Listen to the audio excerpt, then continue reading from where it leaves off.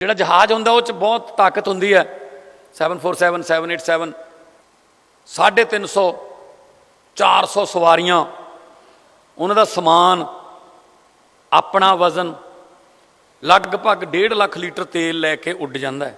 ਇੰਨਾ ਤਾਕਤਵਰ ਹੁੰਦਾ ਹੈ ਜਹਾਜ਼, ਇੰਜਣ ਇੰਨੇ ਤਾਕਤਵਰ ਹੁੰਦੇ। ਪਰ ਉਹਦਾ ਇੱਕ ਕਮੀ ਵੀ ਹੈ, ਜਦੋਂ ਏਅਰਪੋਰਟ ਦੇ ਗੇਟ 'ਤੇ ਲੱਗਿਆ ਖੜਾ ਹੁੰਦਾ ਉਹਦੀ ਕੋਈ ਤਾਕਤ ਨਹੀਂ ਹੁੰਦੀ, ਉਹਦੀ ਤਾਕਤ ਜ਼ੀਰੋ ਹੁੰਦੀ ਹੈ, ਕਿਉਂਕਿ ਜਹਾਜ਼ ਦੇ ਬੈਕ ਗੇਅਰ ਨਹੀਂ ਹੁੰਦਾ ਜੀ, ਪਿੱਛੇ ਜਾ ਨਹੀਂ ਸਕਦਾ, ਅੱਗੇ ਬਿਲਡਿੰਗ ਹੈ, ਅੱਗੇ ਵੀ ਨਹੀਂ ਜਾ ਸਕਦਾ, ਕੀ ਕਰੇ? ਫਿਰ ਇੱਕ ਛੋਟਾ ਜਿਹਾ ਟਰੈਕਟਰ ਆਉਂਦਾ ਹੈ, ਟਰੈਕਟਰ ਟਾਈਪ ਹੀ ਹੁੰਦਾ ਉਹ ਥੋੜ੍ਹਾ ਜਿਹਾ ਉਹ ਜਹਾਜ਼ ਨੂੰ ਪਾ ਕੇ ਹੁੱਕ ਪਾ ਕੇ ਉਹਨੂੰ ਇਹ ਇੱਦਾਂ ਕਰ ਦਿੰਦਾ, ਇੱਦਾਂ ਇੱਥੋਂ ਜਹਾਜ਼ ਨੂੰ ਰਨਵੇ ਦੇਖਣ ਲੱਗ ਜਾਂਦਾ। ਫਿਰ ਉਹ ਟਰੈਕਟਰ ਨੂੰ ਕਹਿੰਦਾ ਹੁਣ ਤੂੰ ਪਰਾਂ ਹੋ ਜਾ, ਹੁਣ ਮੈਨੂੰ ਆਪਣੇ ਇੰਜਣਾਂ 'ਤੇ ਯਕੀਨ ਹੈ।